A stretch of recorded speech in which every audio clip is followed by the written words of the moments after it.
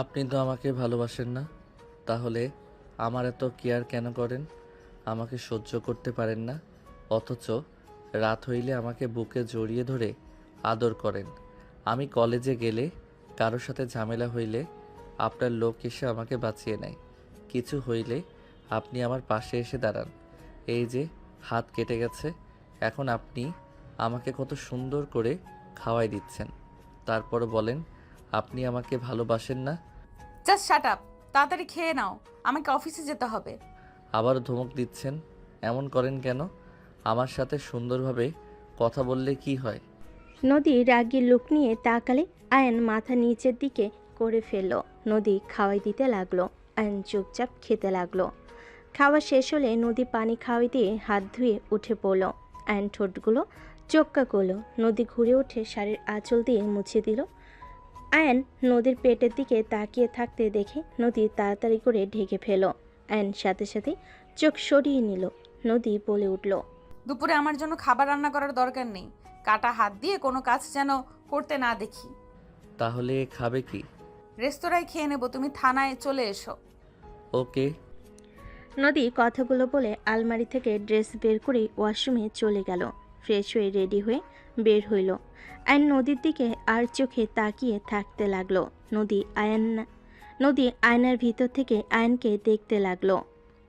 নদী রেডি হয়ে হাতে ঘড়ি পরে নিল। পারফিউম দিয়ে ওয়ালেট ফোন পকেটে রেখে বলে ওঠে, আমি আসছি। আচ্ছা। নদী বের হয়ে গেল। আয়ন ফোন চার্জে রেখে খুলে বাম হাত দিয়ে ফোন চালাতে লাগলো। ওর ফ্রেন্ড কল দিলে আয়ন কল রিসিভ করে বলল, হ্যাঁ দোস্ত বল। পার্কে আয়। কেন? আরে আয়, আসলে বুঝতে পারবি। বাইক চালাতে পারবো না, হাত কেটে গেছে। গাড়ি খুঁজতে টাইম লাগবে। ওকে, আমি সবুজকে পাঠিয়ে দেই, তোকে নিয়ে আসবে। ওকে। আয়ন রাকিবের কথা শুনে ফোন রেখে রেডি হয়ে নিল। রেডি হয়ে চাবি নিয়ে বাসা থেকে বের হয়ে তালা দিয়ে চলে গেল। গেটের সামনে দাঁড়িয়ে থাকলে সবুজ এসে আয়নকে বাইকে তুলে নিয়ে গেল। পার্কের সামনে দুজন নেমে পড়ল। টিকিট কেটে দুজন চলে গেল।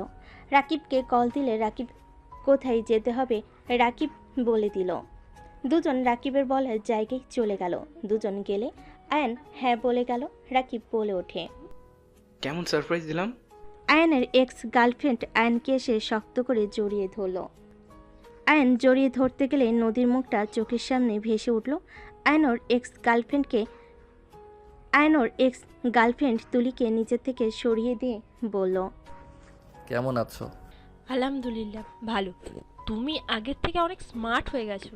তোমাকে দেখে তো নতুন করে প্রেমে পড়ে গেলাম। পাম কম দাও। এখানে কি করো? তোমাদের কলেজে ট্রান্সফার হয়ে এসেছি। আব্বু এই কলেজেই ট্রান্সফার হয়েছে। ও আচ্ছা, তাহলে তো ভালো হইল, সবাই একসাথে থাকা যাবে। হ্যাঁ চলো ওইদিকে যাই। ওয়েট, তোমার হাতে কি হয়েছে? তেমন কিছু না, কাটাকাটি করতে গিয়ে এই অবস্থা হয়েছে। নিজের রান্না নিজে করো নাকি? হ্যাঁ। বাহ, একদিন আমাদের বিরিয়ানি খাও। ইনশাল্লাহ। চারজন হাঁটতে লাগলো। তুলি আয়নের সাথে হেসে হেসে কথা বলতে লাগলো। মাঝে মাঝে তুলি আয়নের কাঁধে মাথা দিয়ে হাঁটতে লাগলো। আয়ন তুলিকে সরিয়ে দেওয়ার চেষ্টা করলে তুলি আয়নকে বলে ওঠে, এখনো আগের মতন আছো? একটু একটু। তোমাকে পরিবর্তন করে ফেলবো আস্তে আস্তে তোমাকে। তাই নাকি? হুম। ওকে, দেখা যাবে। সবাই মিলে পার্কে ঘোরাঘুরি করতে লাগলো। দুপুরে আয়নের ফোনে কল আসে। আয়ন চমকে গেল। আয়ন ঘড়ির টাইম দেখে তাড়াতাড়ি করে কল রিসিভ করলো। ওপাশ থেকে কিছু বলার আগেই আয়ন বলল, ও সরি, বুঝতে পারি নাই, ঘুমিয়ে গেছিলাম তো। তুমি আসবে নাকি আমি পাঠিয়ে দেবো পার্সেল? না না, দরকার নাই, আমি আসছি। ওকে আসো। আয়ন কল কেটে দিয়ে বলে উঠল, আমি আসছি। একসাথে লাঞ্চ করব। ভাবলাম তুমি কোথায় যাবে। পরে করব, আজ না, বাই। আয়ন তাড়াতাড়ি করে পার্ক থেকে বের হয়ে রিক্সা নিয়ে সোজা থানার দিকে চলে গেল।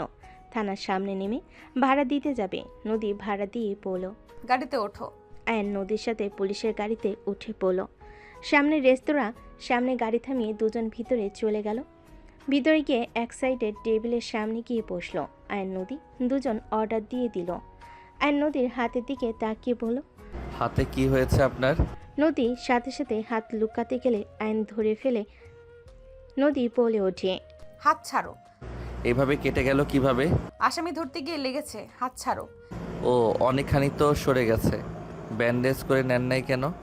খেয়াল ছিল না, ছাড়ো তো। নদী এক ঝটকায় হাত সরিয়ে নিয়ে বাহিরের দিকে তাকিয়ে থাকলো। আয়ন নদীর দিকে তাকিয়ে থেকে ভাবতে লাগলো। আপনি এত সুন্দর কেন? যত দেখি তত যেন আপনাকে দেখতে ইচ্ছে হয়, আপনাকে খুব কাছে পেতে ইচ্ছে করে। আপনি কি আমাকে কখনোই ভালোবাসবেন না? আয়ন নদীর দিকে তাকিয়ে ভাবতে লাগলো। নদী আয়নের দিকে চোখ গেলে আয়নকে ইশারা করলে আয়ন বলে, কিছু না। আয়নের খাবার আসলে নদী খাবারের প্লেটগুলো টেবিলের উপর রেখে আয়নকে খাওয়াই দিতে লাগলো। আয়ন নদীর দিকে তাকিয়ে থাকলে নদী বলে, কি সমস্যা? এভাবে তাকিয়ে কেন থাকো? আপনার ঠোঁটের নিচের তিলটা আমার কাছে জোস লাগে। দিন দিন লুচ্চামি শুরু করছো নাকি? কই লুচ্চামি করলাম? আপনি তো আমার স্ত্রী। আপনাকে যদি দেখতে না দেন তাহলে আমি কি অন্য মেয়ের দিকে তাকিয়ে থাকব? আপনি যদি আমাকে মেনে নিতে নাই চান তাহলে আমাকে গার্লফ্রেন্ড বানাতে দেন। আয়নের কথা শুনে নদীর আগে টেবিল ওপর জোরে হাত রাখলে আয়ন ভয়ে কেঁপে উঠল। নদীর রাগী লুক নিয়ে তাকিয়ে বলল, নেক্সট টাইম যেন এমন কিছু না শুনি। কোনো মেয়েকে দেখে মাথা নষ্ট হয়েছে নাকি? না। হুট করে এইসব কথা কিভাবে বলে? কাহিনী কি? কারোর সাথে রিলেশনে গেছো নাকি? না।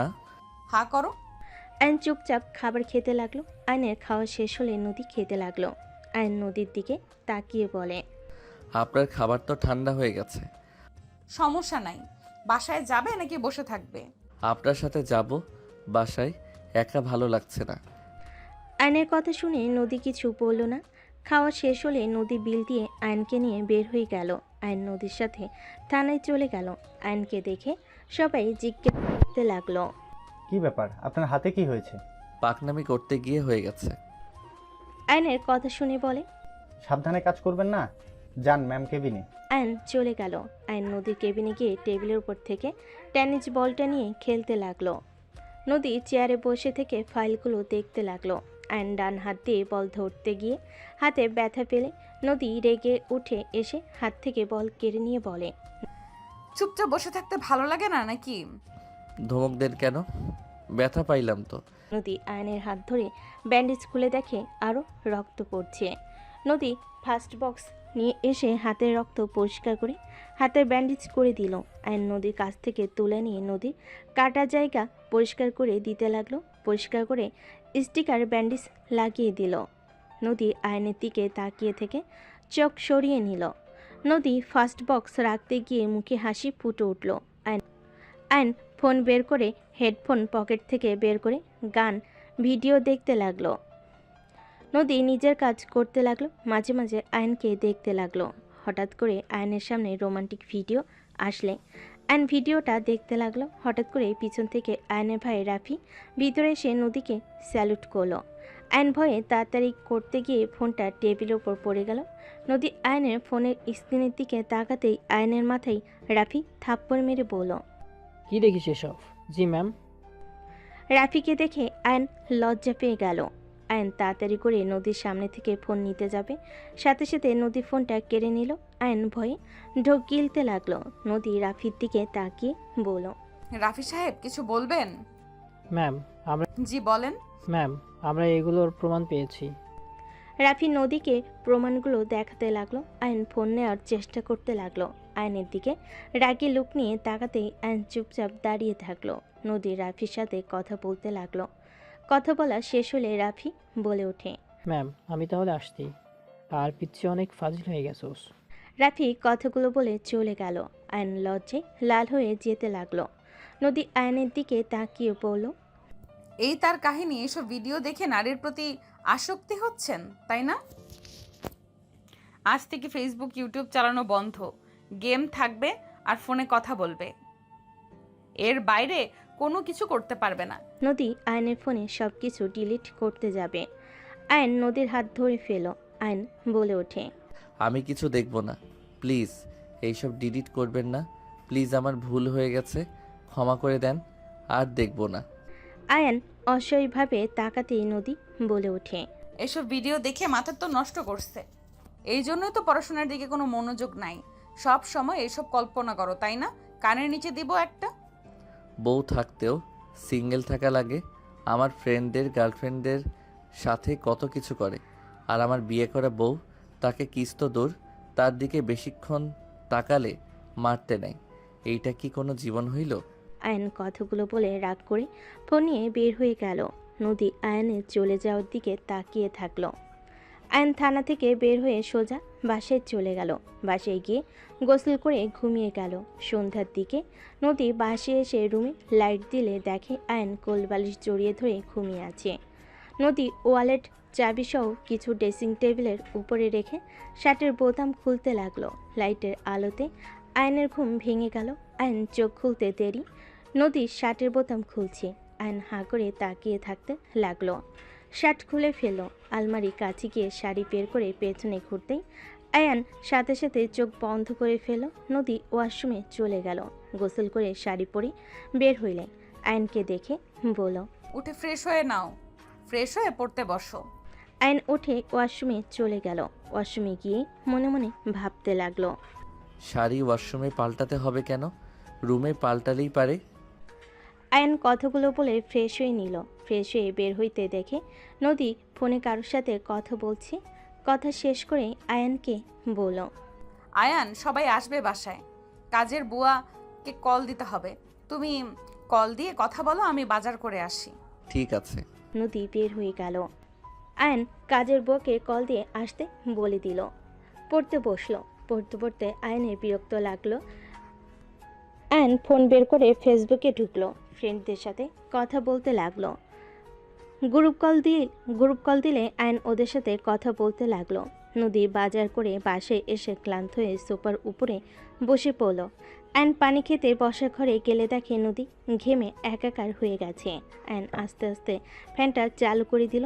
নদী চোখ খুলে দেখে আয়নকে কিছু বলার আগেই আয়ন বাজারের ব্যাগ নিয়ে রান্নাঘরে চলে গেল। রান্নাঘর থেকে আসলে কলিং বেল বেজে উঠল। আয়নকে খুলে দিল। কাজের বুয়া সালাম দিয়ে ভিতরে ঢুকে রান্নাঘরে চলে গেল। আয়ন নদীর পাশে বসে পড়ল। এত বাজার করবেন, আমাকে আগে বলবেন না? পড়াশোনা কি করলেন নাকি ফোন নিয়ে পড়েছিলেন? আয়ান নদীর আঁচল নিয়ে ওর মুখের গলার ঘাম মুছে দিতে দিতে বলে, পড়ছি তো। আম্মু আব্বু আঙ্কেল আন্টি কখন আসবে? সকালের ভেতরে চলে আসবে। হাত ছড়াও। আর নদীর বুকের উপর থেকে হাত সরিয়ে লজ্জা পেয়ে গেল। নদীর রাগের লুক নিয়ে বলল, খালি মাথার ভিতরে দুষ্টু বুদ্ধি ঘুরে, তাই না? না মানে, ফ্রিজ থেকে একটু পানি নিয়ে এসে দিতে পারবে? ওয়েট।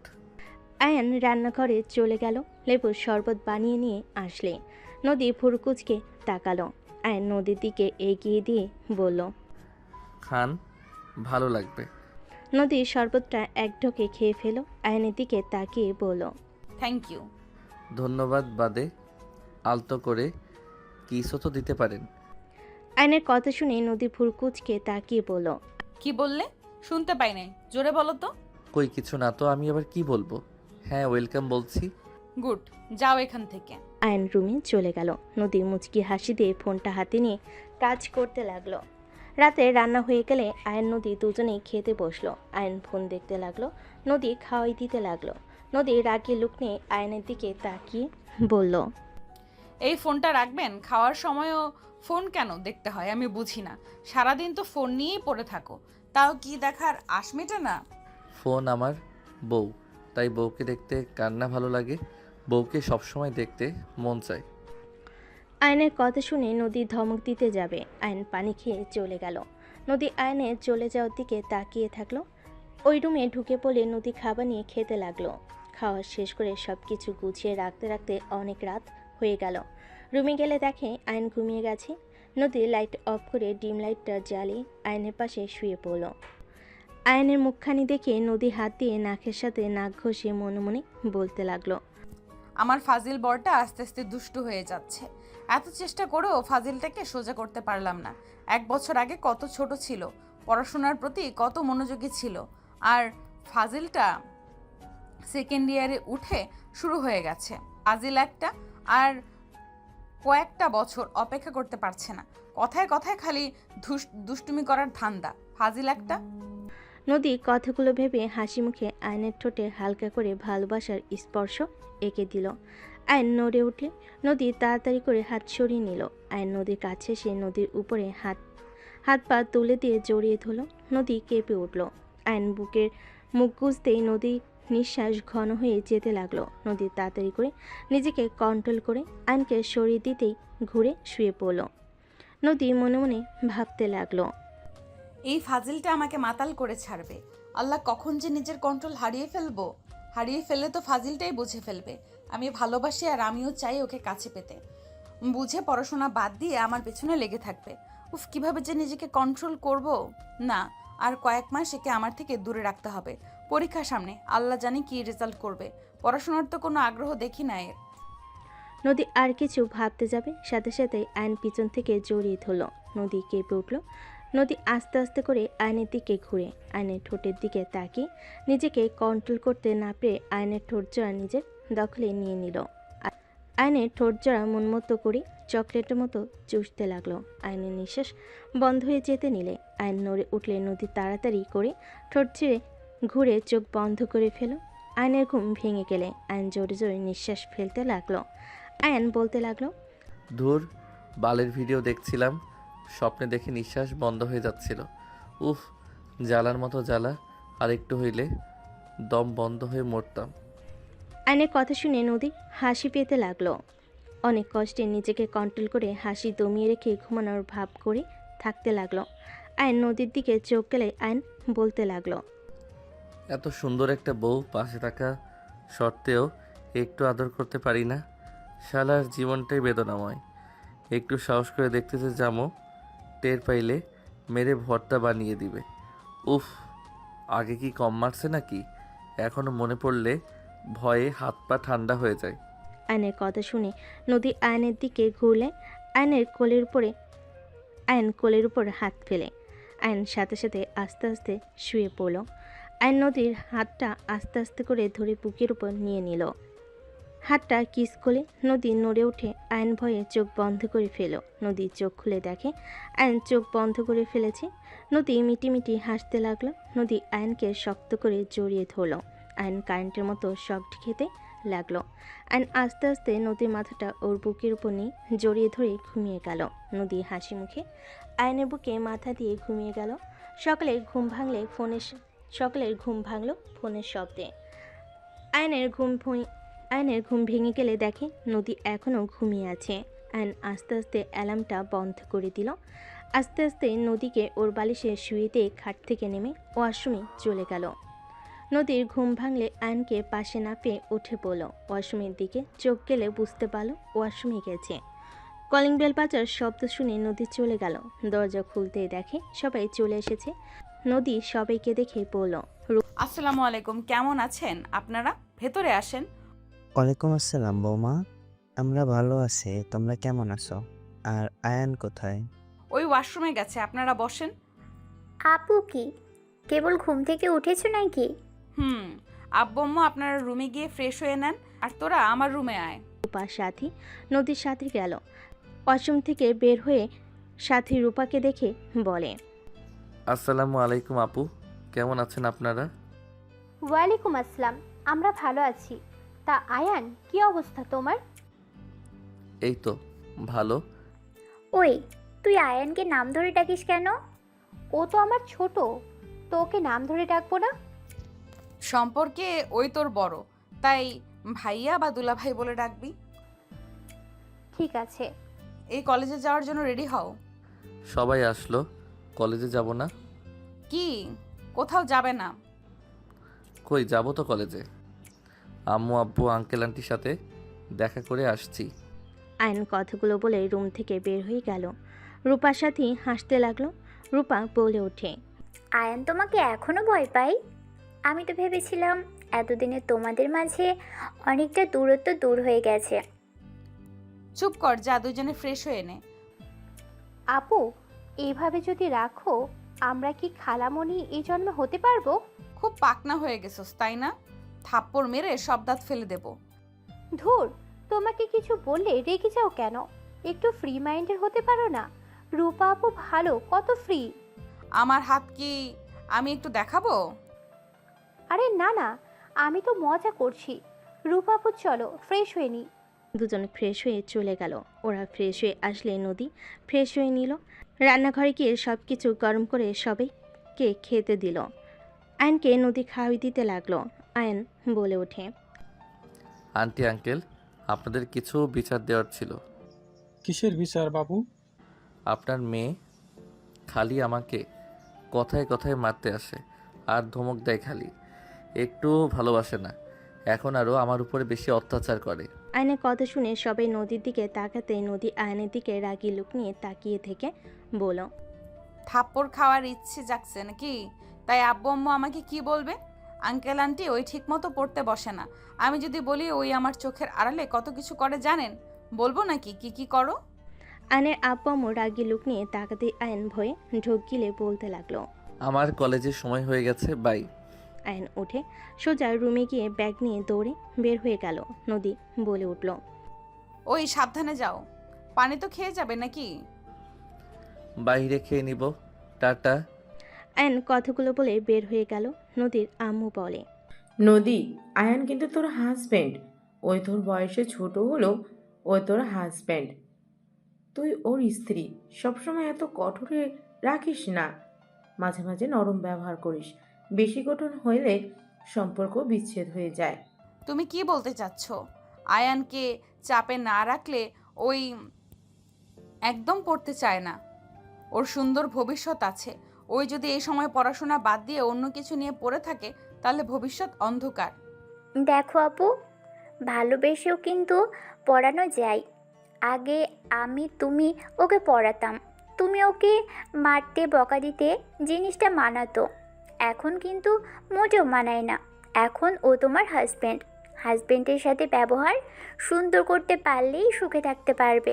এভাবে আস্তে আস্তে তুমি আয়নের মন থেকে উঠে যাবে। কঠোর সব জায়গায় মানায় না।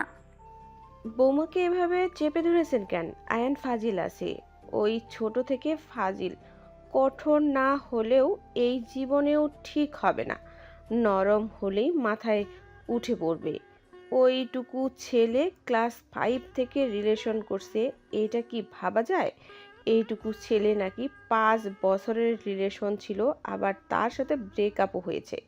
সেখানে যদি নদী ওকে এভাবে চোখে চোখে না রাখে তাহলে পড়া তো দূর, কোনো মেয়ের সাথে আবার রিলেশন করবে। আমি মা হয়ে ওকে বিশ্বাস করতে পারি না। আয়নের আম্মুর কথা শুনে নদী বলে ওঠে, ওই এখন মোটামুটি ভালোই বড় হয়ে গেছে। বেশি দিন এইভাবে রাখা যাবে না।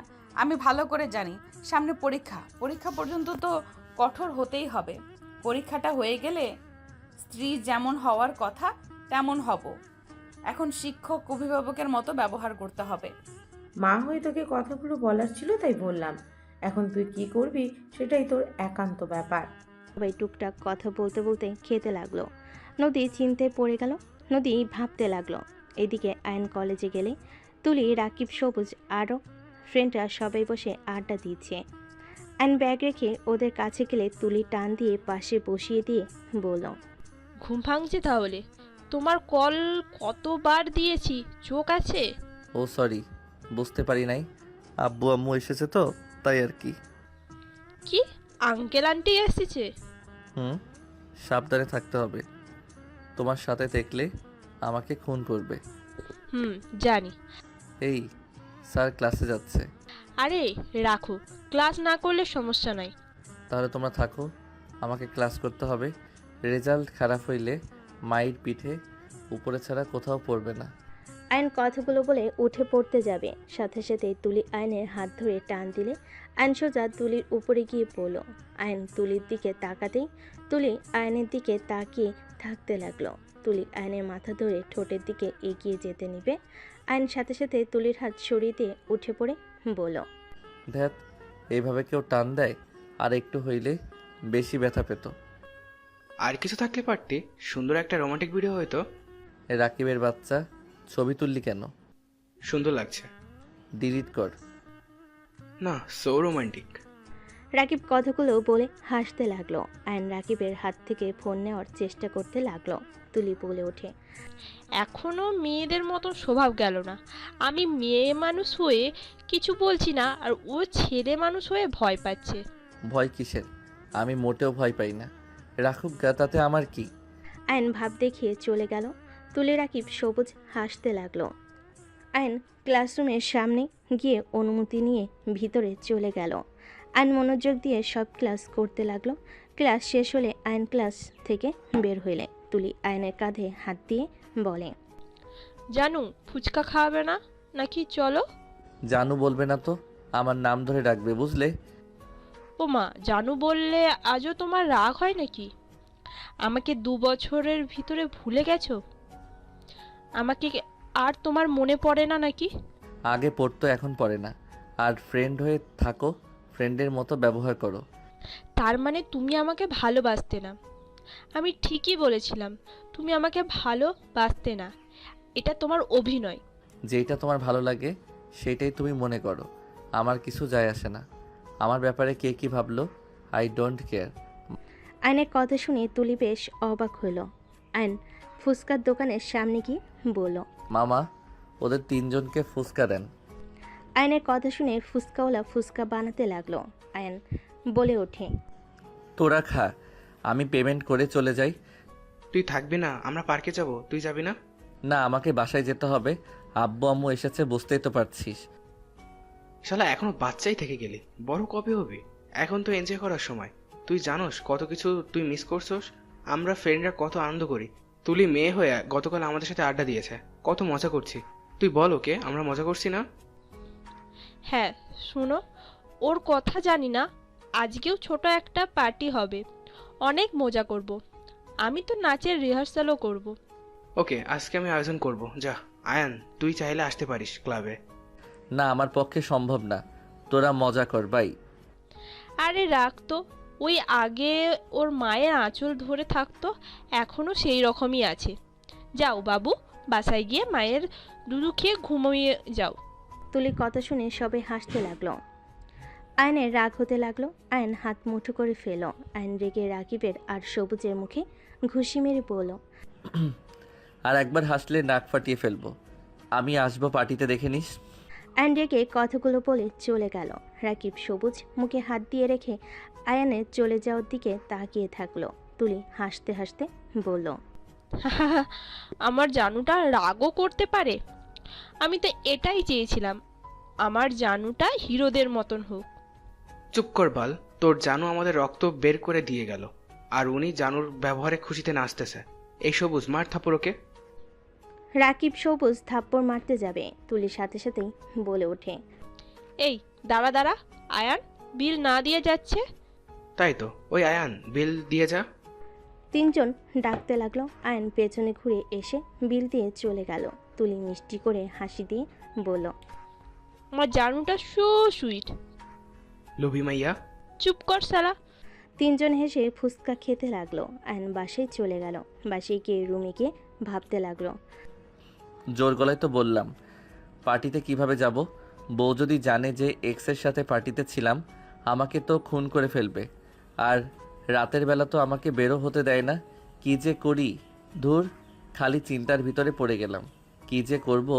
সাথী রুমের ভিতরে এসে বলতে লাগলো, ওই এত কি ভাবো? এসে তো রুমে ঢুকেছো, গোসলও তো করো নেই দেখি। আপনার আপু থানায় গেছে নাকি? তা কি নিয়ে এত ভাবো? কিছু না। যাও গোসল করে আসো, খাবার দিই। খাবো না, গোসল করে ওনার কাছে যাব। আয়ন উঠে আলমারি থেকে শার্ট প্যান্ট নিয়ে গোসল করতে চলে গেল। গোসল করে শার্ট প্যান্ট চেঞ্জ করে বাহিরে এসে বারান্দায় ভেজা শার্ট প্যান্ট শুকাতে দিল। সাথী খাটে শুয়ে থেকে ফোন টিপতে লাগলো। আয়ান ড্রেসিং টেবিলের সামনে গিয়ে চুল হেয়ার ড্রাই করতে নিলে সাথী ভুরু কুচকে তাকিয়ে থেকে বলল, বাহ, তোমার চুলগুলো তো অনেক সুন্দর। চুল আবার সুন্দর হয়? বুদ্ধু। ফাজিল। আচ্ছা থাকেন, আমি গেলাম। আব্বু আম্মু সবাই তো ঘুমাইছে মনে হয়। ও হ্যাঁ, দরজাটা লাগিয়ে দিয়েছেন। আয়নের পিছন পিছন সাথী যেতে লাগলো। আয়ন বের হইলে সাথী দরজা লাগিয়ে দিল। আয়ন বাইক নিয়ে সোজা থানায় চলে গেল। থানার ভিতরে গেলে আয়ন দেখে পুলিশের ছেলেমেয়েরা পাশে খেলছে। আয়ন গিয়ে ওদের সবার সাথে খেলায় যোগ দিল। নদীর জানালার পাশে দাঁড়িয়ে থেকে আয়নের বাচ্চাদের মতো করে খেলতে দেখতে লাগলো। আয়নের চোখ হুট করে নদীর জানালার দিকে বলে আয়ন ভয় সবাইকে বলল, পরে খেলবো, এখন যাই বাই। আয়ন ওদের ওইখান থেকে চলে গেল। থানার ভিতরে চলে গেলে নদী কেবিনে ঢুকলে নদী বলে ওঠে, ওইখানে বিরিয়ানি আছে, নিয়ে আসো। আয়ন বিরিয়ানি নিয়ে এসে দিলে। নদী হাত ধুয়ে এসে আয়নকে খাওয়াই দিতে লাগলো। আয়ন খেতে লাগলো আর টেবিলের উপরে বলটা নিয়ে খেলতে লাগলো। আয়ন নদীর দিকে তাকিয়ে বলল, আচ্ছা, থানার ভিতরে ওই বাসাগুলোর ভিতরে ভাড়া থাকলে তো ভালো হইতো। অত দূরে কেন বাসা নিয়েছেন? থানা থেকে যত দূরে থাকা যাবে তো ভালো। বুঝবে না ছোট মানুষ, চুপচাপ খাও। আচ্ছা, আপনাকে কেমন যেন চিন্তিত লাগছে। কিছু হয়েছে কি? কই না তো। না, মনে হচ্ছে কিছু নিয়ে ভাবছেন। রাতে ডিউটি আছে আর তুমি সন্ধ্যায় পড়তে বসবে। পড়া শেষ করে সবার সাথে খেয়ে বসার ঘরে কষ্ট করে ঘুমাও, সাথী একা আমাদের রুমে থাকবে। ও আচ্ছা, সমস্যা নাই, বাট এইটা চিন্তার বিষয় বলে মনে হচ্ছে না। অন্য কোনো কিছু নিয়ে ভাবছেন? আয়ান, তুমি এতদিন সব সহ্য করতে পারলে, 4 মাস সহ্য করতে পারবে না? কি বুঝলাম না। কিছু না, একটা কথা শুধু মনে রেখো, তুমি যদি পরীক্ষায় ভালো রেজাল্ট করো তুমি যা চাইবে আমি তাই দিব, প্রমিস। নদীর কথা শুনে আয়নের চোখে মুখে হাসির ঝলক ফুটে উঠল। আয়ন বলে ওঠে, সত্যি দিবেন তো? আবার পরে না করতে পারবেন না কিন্তু। দিব, বলো কি চাও। আয়ন কিছুক্ষণ ভেবে একটু একটু করে চেয়ার থেকে উঠে একটু দূরে গিয়ে বলল, এখান থেকে বলি, কাছে বলে থাপ্পড় খাইতে পারি। থাপ্পড় দিব না, বলো কি চাও। আয়ন হালকা করে কেশে নিয়ে বলল, আমার একটা বেবি লাগবে, বাকিটা বুঝে নেন। আয়ন কথাগুলো বলে নদীর দিকে তাকাতেই নদী ভুরকুচকে তাকালে। আয়ন বলে ওঠে, এভাবে তাকান কেন? আপনি বলছেন পরীক্ষায় ভালো রেজাল্ট করলে আমি যা চাইবো তাই দিবেন, তাহলে এখন আবার এভাবে তাকিয়ে আছেন কেন? কি হলো, দিবেন না নাকি? নদী কিছুক্ষণ চুপ থেকে বলে ওঠে। ওকে, আর কি চাই। নদীর কথা শুনে আয়ন খুশিতে লাফ দিয়ে ওঠে। আয়ন বলে ওঠে, আর একটু ভালো ব্যবহার, ভালোবাসা, আদর, আর কিছু চাই না। আর কিছু চাও না? বছরের বছরে একটা বাবু দিলেই হবে। আয়নের কথা শুনে নদী ভুরকুচকে তাকিয়ে বলে, এত বাবু দিয়ে কি করবে। ফুটবল টিম বানাবো, হি হি হি। 2টা বাবু নিব, তার বেশি নিব না। নদী কথাটা বলে লজ্জা পেতে লাগলো। আয়ন বুঝতে দিল না। আয়ন খুশিতে বলে, যাক বাবা, বউ তো 2টা, বাবু দিবে, এটাই অনেক। আপনার কথা কিন্তু রাখতে হবে, আমি ভালো রেজাল্ট করলে। আগে ভালো রেজাল্ট, তারপর। ওকে। এখন যাও। আয়ন খুশি হয়ে চলে গেল। নদী লজ্জায় লাল হয়ে যেতে লাগলো। নদী মনে মনে ভাবতে লাগলো, ফাজিল একটা আমাকে মেরে ফেলার চিন্তা করছে, ফুটবল টিম বানাবে। ফাজিল বলে কি, ওই একটা বাচ্চা, ওকে সামলানো কঠিন, আবার এতগুলো বাচ্চাকে নাকি সামলাতে পারবো। ফাজিল একটা। নদী হাসতে হাসতে হাত ধুয়ে প্লেট রেখে কাজ করতে লাগলো। এইদিকে আয়ন খুশি হয়ে বাইক নিয়ে সোজা বাসায় চলে গেল। কলিং বেল বাজাতেই আয়নের আম্মু দরজা খুলে দিল। আয়নের আম্মু বলে, কই গেলি? থানায় গেছিলাম, তোমরা উঠে পড়ছো? হ্যাঁ, ভেতরে আয়। আয়ন ভিতরে চলে গেল। ভিতরে গিয়ে সবার সাথে বসে গল্প করতে লাগলো। সাথী বলে ওঠে, কি ব্যাপার, তোমাকে একটু বেশি খুশি লাগছে?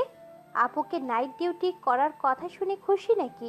আরে ধ্যাত, বউ ধমক বা রাগ দেখালে কি হবে? বউ না থাকলে ভালো লাগে না, বউ দূরে গেলে কেউ খুশি হয় নাকি? আয়নের কথা শুনে সবাই মিটিমিটি হাসতে লাগলো। সাথী বলে ওঠে, তাহলে এত খুশি কেন? এখন বলা যাবে না, থাকো তোমরা, আমাকে পড়তে বসতে হবে। তোমার তো সন্ধ্যায় পড়ার কথা, এখন কেন? যত বেশি পড়বো পরীক্ষায় ভালো রেজাল্ট করতে পারবো। বাবা, আপুকে জানাতে হবে তো। আপু তো চিন্তা করলো, আমাকে বলল পড়তে বসতে না চাইলে আমাকে কল দিস। দাও গা। আয়ন চলে গেল। আয়ন রুমে গিয়ে ফ্রেশ হয়ে পড়তে বসলো। 9টা পর্যন্ত পড়ে আয়ন নদীকে কল দিল। আয়ন, হ্যাঁ বলো, কি হয়েছে? খাইছেন? না, একটা মিশনে যাচ্ছি, আর কল দিও না, এসে খেয়ে নিব, চিন্তা করো না। ওকে, খেয়ে নিও, আমি তাহলে খেতে গেলাম। ওকে যাও, গুড নাইট। গুড নাইট বলে কল কেটে খাবার খেতে চলে গেল। আয়নের আম্মু আয়নকে খাওয়াই দিতে লাগলো। নদীর আম্মু বলে ওঠে, তোমার হাত কাটলো কিভাবে? পেঁয়াজ কাটতে গিয়ে হুট করে ভাজি পুড়ে যেতে নিয়েছিল, ওইদিকে হাত দিয়ে চাকুটার সাথে লেগে কেটে গেছে। সাবধানে কাজ করবে না? তুই রান্না শিখছিস? ইউটিউব দেখে করতে চাইছিলাম, বউ তো কাজ করে এসে আবার রান্না করতে কষ্ট হয়, তাই আমি করতে নিয়েছিলাম। ভুয়া তো কয়েকদিনের ছুটি নিয়েছিল। ও আচ্ছা। অ্যান্ড সবার সাথে কথাবার্তা বলতে লাগলো আর খেতে লাগলো। খাওয়া শেষ হলে কিছুক্ষণ সবার সাথে কথাবার্তা বললো। আয়ান বলে ওঠে, আচ্ছা, আমি আমার ফ্রেন্ডের বাসায় যাব, তোমরা ঘুমিয়ে পড়ার কাউকে যেন বলো না, রেগে যাবে। কোন বন্ধুর বাড়িতে? রাকিবের আপনি চিনবেন না, রূপা আপু চিনত। বাই। কোন বাসায় রে? আসবি নাকি? হুম। আমার ফ্ল্যাটে আয়। ওকে। আয়ান চলে গেল। সবাই কই? ওই রুমে। রুমে গেলে দেখে ড্রিঙ্কসের বোতল সাথে আরও অনেক কিছু নিয়ে এসেছে। রাকিব বলে ওঠে, দোস্ত নে। না, আমি ড্রিঙ্কস করব না, তোরা কর। এই ধর তো, ড্রিঙ্কস না করলে কোনো মজা আছে নাকি? সবাই ধরে জোর করে আয়নকে ড্রিঙ্কস করাতে লাগলো। চারজন মিলে গানের তালে তালে নাচতে লাগলো। তুলি আয়নের সাথে ঢুলাঢুলি করতে লাগলো। আয়ন বারবার তুলিকে ইগনোর করতে লাগলো। আয়ন ড্রিঙ্ক অতিরিক্ত করতে করতে ঘুম আসলে আয়ন অন্য রুমে গিয়ে ঘুমিয়ে পড়ল। সকালে আয়নের ঘুম ভাঙলে চোখ খুলে দেখে তুলি কান্না করছে। আয়ন লাফ দিয়ে উঠে নিজেকে দেখে থমকে গেল। আয়ন তাড়াতাড়ি করে নিজেকে ঢেকে নিয়ে বলল, তুলি, এসব কি? আয়ান, তুমি আমার এমন সর্বনাশ করতে পারলে? তুমি কিভাবে পারলে আমার সাথে এমন কাজ করতে? কি বলছো তুলি? আমি তোমার সাথে আবার কি করলাম? চুপ কর শালা, তুই তুলির সাথে এসব কি করছস দেখ। রাকিব ফোনের স্ক্রিনে তুলি আয়নের কিছু ঘনিষ্ঠ মুহূর্তের ছবি।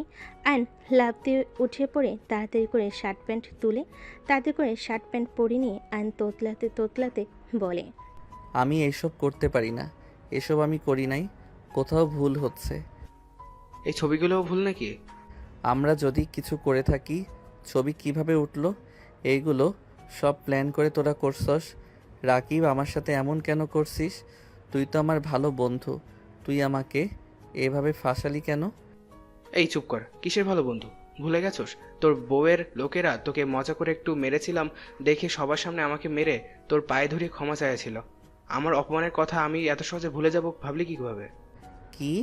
ওটার জন্য তুই আমার উপরে প্রতিশোধ নিচ্ছিস? তুলি, তুমি কেন এমন করলে?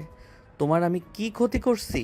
তুলি আয়নের কাছে এসেছে, কলার ধরে মিষ্টি করে হাসি দিয়ে বলে, আয়ন, আমি তোকে এত সুখী দেখতে পারছি না। আমি বেঁচে থাকতে তুই সুখে সংসার করবি?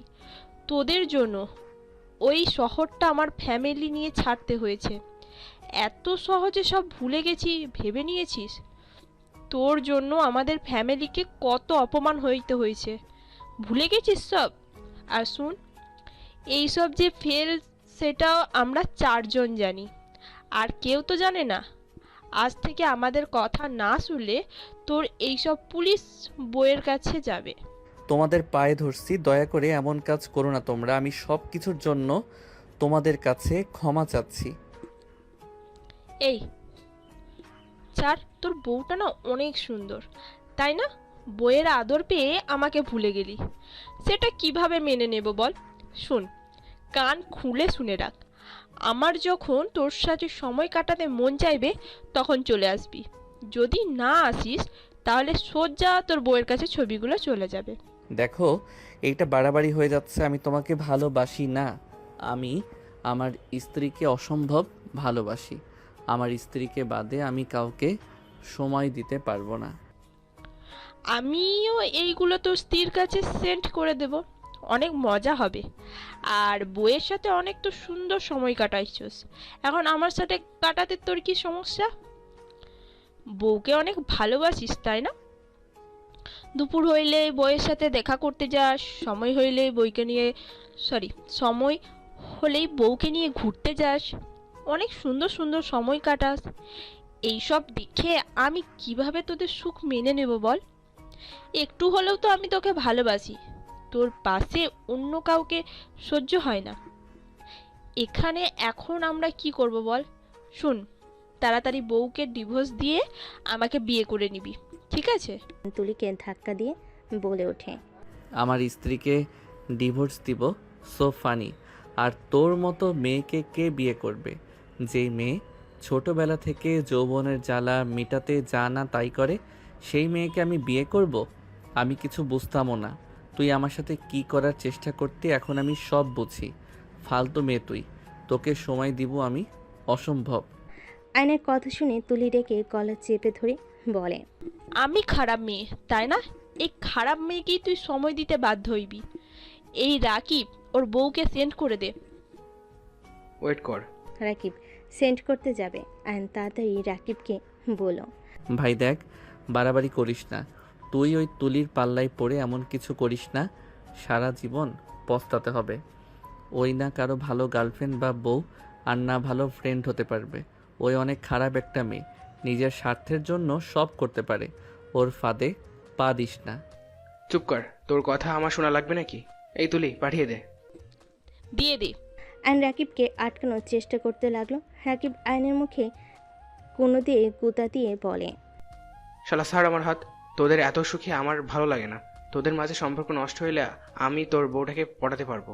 রাকিবের কথা শুনে আয়ন সজোরেই খুশি মেরে বলে, আমার স্ত্রীর ব্যাপারে কোনো খারাপ চিন্তাভাবনা নিয়ে আসলে খুন করে ফেলবো। বাহ, কি প্রেম বউয়ের উপর! রাকিব, ফোনটা এদিকে ছুঁড়ে মার। রাকিব ছুঁড়ে মালে তুলি ধরে ফেলে। তুলি আয়নের দিকে তাকিয়ে বলে, জান, সেন্ড করে দেব নাকি? আয়ন তুলির সামনে গিয়ে আকতি মিনতি করতে লাগলো। তুলি হাসতে হাসতে তুলি বলতে লাগলো, আমাকে সময় দিবি, আর না হয় এইসব তোর বউয়ের কাছে যাবে। হ্যাঁ, আমি তোদের সব কথা শুনবো, তাও এমন কাজ করিস না। তোরা দয়া করে এমন কিছু করিস না, তোদের দুইটার পায়ে ধরি। ওলে ওলে ওলে, জানটা এভাবে বলে না, আমারও তো কষ্ট লাগে তোমাকে এভাবে দেখলে। উঠো জান, উঠো। তুলি আয়নকে তুলে আয়নের চোখের পানিগুলো ঠোঁট দিয়ে চুষে নিতে লাগলো। আয়ন সরিয়ে দিতে গিয়েও দিতে পারল না। আয়নের ঠোঁটে আলতো করে কিস করে আয়নের ঘৃণা হতে লাগলো। আয়নের মাথায় পিছনে ধরতে গেলে রাকিব বলে ওঠে, এই, আমাদের সামনে রোমান্স করিস না, আমরা সিঙ্গেল আপাতত। সরি দোস্ত, ওকে জান, তুমি যাও, আমরাও যাই। কলেজে যেতে হবে। কলেজে না গেলে সমস্যা আছে। যাও যাও জান, বাসায় যাও। তোমার বউ আবার তোমাকে না পেয়ে হার্ট অ্যাটাক করতে পারে। আয়নের কলার ঠিক করে দিলে আয়ন বাইকের চাবিটা নিয়ে বের হয়ে গেল। আয়ন বাইক চালাতে লাগলো, আরেক হাত দিয়ে চোখের পানি মুছতে লাগলো। আয়ন বাসে চলে গেল। চোখ মুছে নিজেকে স্বাভাবিক করে কলিং বেল চাপ দিল। সাথে সে দরজা খুলে দিল। আপু এসে অনেক রেগে আছে, যাও এখন ঠেলা সামলাও গা। আয়ন সাথীর কথা শুনে ভিতরে ঢুকে পড়ল। নদী রেখে কিছু বলতে যাবে, আয়ন সবার সামনে নদীকে জড়িয়ে ধরল।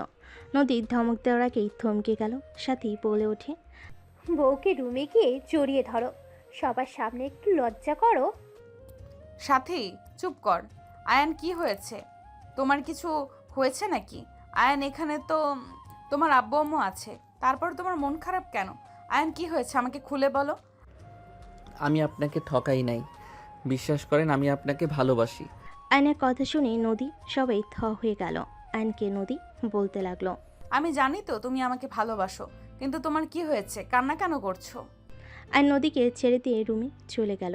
নদী অবাক হয়ে আয়নের চলে যাওয়ার দিকে তাকিয়ে থাকলো। আয়নের আম্মু বলে ওঠে, কি হলো হঠাৎ ওর? হয়তো রাতে আমাকে না দেখতে পেয়ে মিস করছে, এই জন্য কান্না করে দিয়েছে।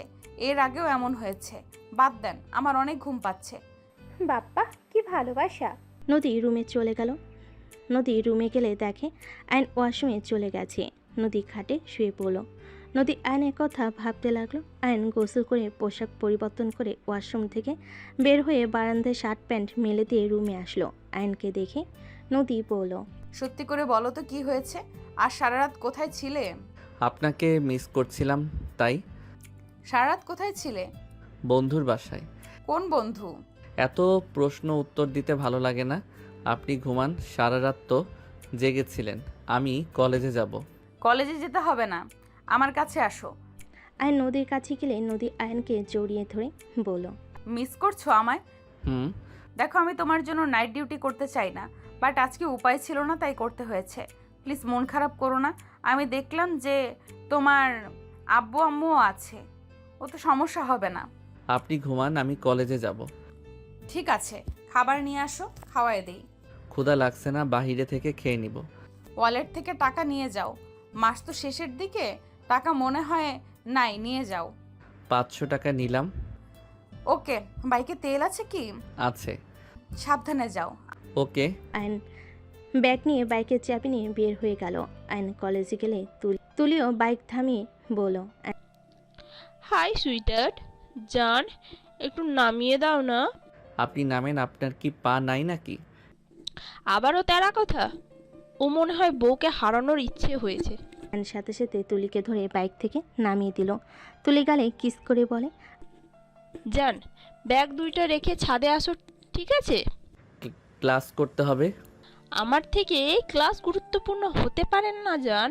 আয়ন আর কিছু না বলে দুজনের ব্যাগ নিয়ে ক্লাসরুমে চলে গেল। আয়ন ক্লাসের ব্যাগ রেখে ছাদে যেতে লাগলো। ছাদে উঠলে দেখে তুলি রাকিব মিলে সিগারেট খাচ্ছে।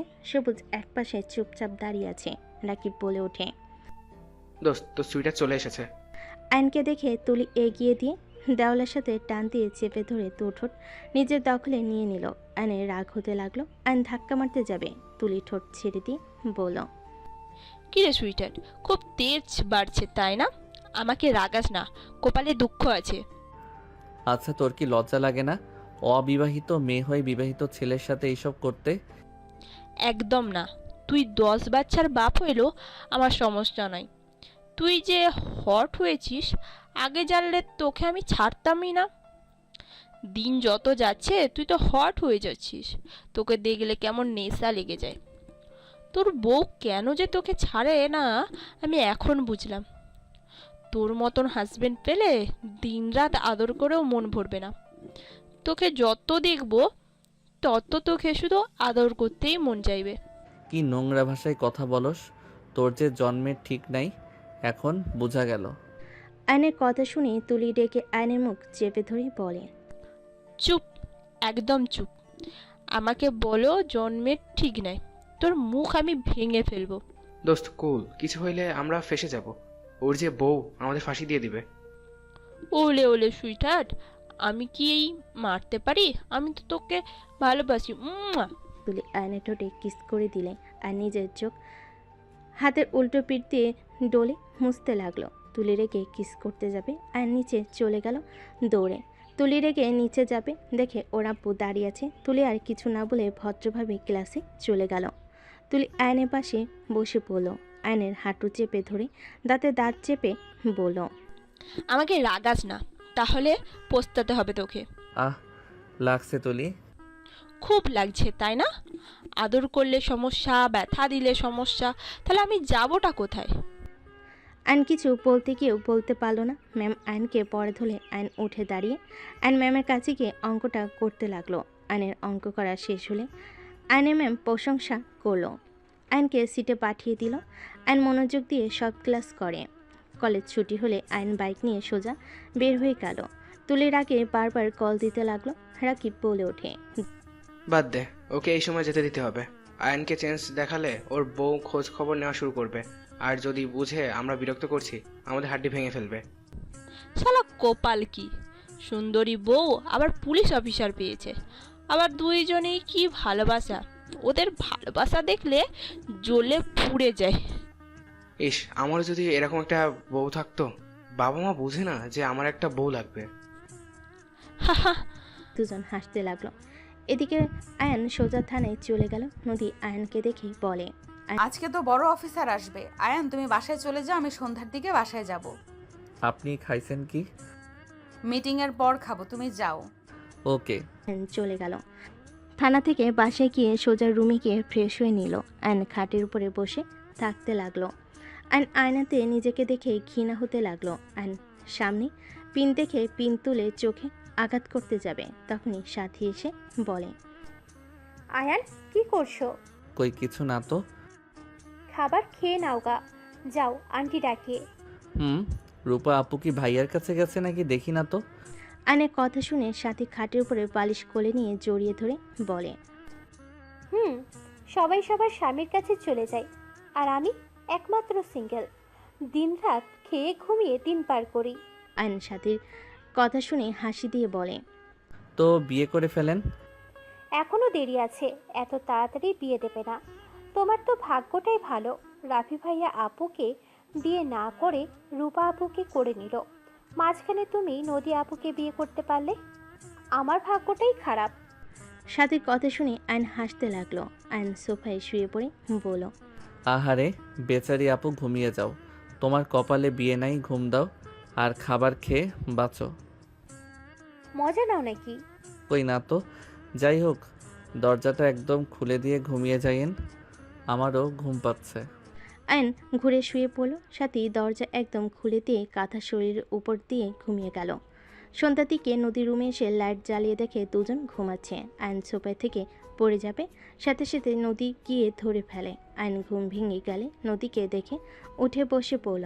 নদী বলে ওঠে, আর একটু হইলে পড়ে যেত। কখন এসেছেন? এই তো কিছুক্ষণ হইল, থাকো গোসল করে আসি। ওকে। নদী আলমারি থেকে শাড়ি বের করে ওয়াশরুমে চলে গেল।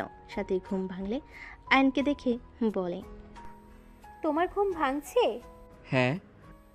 আপু এসেছে নাকি? হুম। সাথীর কণ্ঠ শুনে আয়ন সাথীর দিকে তাকিয়ে পড়ল। আয়ন সাথী দুজনেই ফোন হাতে নিয়ে ফোন চালাতে লাগলো। নদী গোসল করে বের হইলে আয়ন নদীর দিকে তাকিয়ে থাকলো। নদী আয়নের শার্ট প্যান্টগুলো নিয়ে ভাঁজ করতে করতে আলমারিতে রেখে দিল। আয়ন ফ্রেশ হতে চলে গেল। আয়ন ফ্রেশ হয়ে আসলে সাথী চলে গেল। নদী ড্রেসিং টেবিলের সামনে দাঁড়িয়ে থাকলে আয়ন নদীকে পিছন থেকে জড়িয়ে ধরলে নদী কেঁপে ওঠে। আয়নের দিকে ঘাড় ঘুরিয়ে রাগী লুক নিয়ে তাকিয়ে বলল, যাও পড়তে বসো, ফাজলামি করো, ছাড়ো বলছি। আয়নকে সরিয়ে দিল। আয়ন পড়তে বসলো। নদীকে কিছু না বলে আয়নের ফোন বাজতে লাগলো। আয়ন বারবার কল কেটে দিতে লাগলো। তুলি কিছু SMS দেখে আয়ন ফোন নিয়ে বলল, আমি একটু বাইরে যাব। পড়া বাদ দিয়ে বাহিরে কেন? চকলেট খাবো। ওকে যাও, তাড়াতাড়ি এসো। আয়ন বাসা থেকে বার হয়ে গেল। বাইক নিয়ে বের হয়ে সোজা তুলির বলা জায়গায় চলে গেল। তুলি আয়নকে পেয়ে সোজা আয়নের ঠোঁটের উপর হামলে পড়ল। আয়নকে শক্ত করে জড়িয়ে ধরে 3 মিনিট পর ছেড়ে দিয়ে বলে, সুইট হার্ট, তোমার ঠোঁটের স্পর্শ না পেলে আমার তো ঘুম হারাম হয়ে যাচ্ছে। যাই করতে যাই তোমার চেহারাটাই ভেসে ওঠে। তোমার ঠোঁটে কি জাদু আছে সুইট হার্ট? আয়ন ধাক্কা দিয়ে বলে, আমার ঠোঁটে জাদু না, তোর মনে নোংরামি বাসা বেঁধে রাখছস তাই।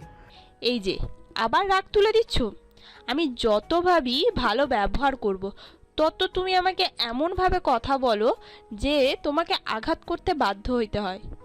তুলি কথাগুলো বলে সোজা আয়নের বুকে ঘুষি মারলে আয়ন বুকে হাত দিয়ে কেঁপে উঠল। তুলি রেগে বলে, এখানে তোর বউকে রেখেছি, তাই এখান থেকে তোর বউকে কিভাবে বের করতে হয় সেটা আমার ভালো করেই জানা আছে। আমার মাথা নষ্ট করিস না, তোর জন্য মোটেও ভালো হবে না। আমাকে যেতে হবে। আমি চকলেট কেনার কথা বলে এখানে এসেছি। যদি আমি না যাই আমাকে খুঁজতে মানুষ পাঠিয়ে দিবে। যা, সকালে কলেজে আসিস কিন্তু। আয়ন কিছু না বলে চলে গেল। আয়ন চকলেট কিনে বাসে গেল। আয়ন পর টেবিলে বসে সাথীকে চকলেট দিয়ে নিজে খেতে লাগলো। আয়ন পড়ার প্রতি মনোযোগ দিতে কেউ পারছিল না। বারবার বিবেক বাধা দিতে লাগলো। আয়ন মনে মনে নিজের সাথে যুদ্ধ করতে লাগলো। আয়ন ভাবতে লাগলো, আমি নদীকে ঠকাচ্ছি, আমি কিভাবে ওদের থেকে মুক্তি পাবো? এভাবে চলতে পারে না। ওকে দেখতে ঘৃণা হয়। একটা মেয়ে এতটা খারাপ কি করে হতে পারে? লজ্জা শরম বলে কি কিছুই নাই? কিভাবে আমার সাথে এমন করতে পারে? আয়ন কথাগুলো ভাবছিল, তখন নদী এসে পাশে বসলে আয়নকে বলে ওঠে, কি ভাবো এত? চকলেট খাবেন? নদী আয়নের মুখ লাগা জায়গা থেকে চকলেট কামড় দিয়ে খেতে লাগলো আর আয়নকে পড়াতে লাগলো। আয়ন নদীর হাত বারবার স্পর্শ করতে লাগলো। নদী আয়নের স্পর্শে কেঁপে উঠতে লাগলো। আয়নকে বুঝতে না দিয়ে বলে, মনোযোগ দিয়ে পড়ো, আমি আসছি। নদী কথাগুলো বলে চলে গেল। 9টার দিকে সবাই খাবার খেতে ডাক দিলে আয়ন সাথে খাবার খেতে চলে গেল। আয়ন খাবার খেতে লাগলে খাওয়া শেষ করে সবার সাথে আড্ডা দিতে লাগলো। সবার সাথে আড্ডা দিতে দিতে আয়নের মন ভালো হয়ে গেল। সব কিছু ভুলে গিয়ে আয়ন মজা করতে লাগলো। 12টার দিকে আয়নের আম্মু বলে, অনেক রাত হয়ে গেছে, সবাই যাও ঘুমিয়ে পড়ো। সাথী, আয়ান চলো, অনেক রাত হয়ে গেছে, সকালে উঠতে হবে তো, আর আমার ডিউটি আছে, তাড়াতাড়ি চলো দুইজন। তুমিও যাও, আসছি।